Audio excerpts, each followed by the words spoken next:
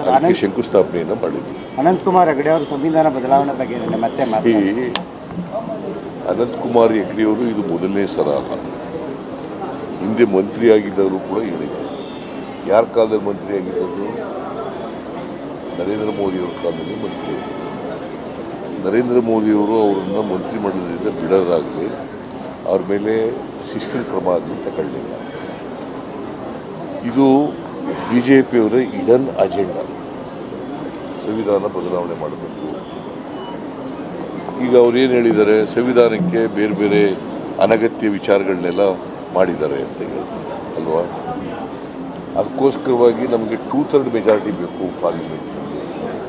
ಅಂದರೆ ಸಂವಿಧಾನ ಬದಲಾವಣೆ ಮಾಡಲಿಕ್ಕೆ 2/3 ಮೆಜಾರಿಟಿ ಬೇಕು.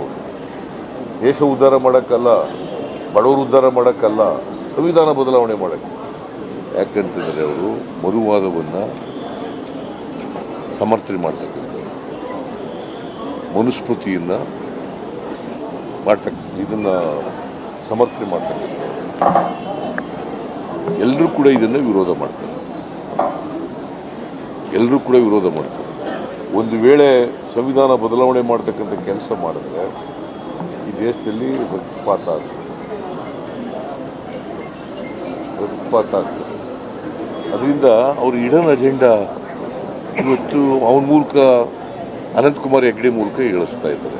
ಬಿ ಜೆ ಪಿ ಹಿರಿಯ ನಾಯಕರುಗಳು ಅವ್ರ ಮೂಲಕ ಅವ್ರ ವೈಯಕ್ತಿಕ ಹೇಳಿಕೆ ನಮಗೂ ಅದಕ್ಕೆ ಸಂಬಂಧ ಏನು ವೈಯಕ್ತಿಕ ಹೇಳಿಕೆ ಅಂತಂದ್ರೆ ಮಂತ್ರಿಮಂಡಲದಲ್ಲಿ ಇಟ್ಕೊಂಡು ವೈಯಕ್ತಿಕ ಆಗ್ತದ?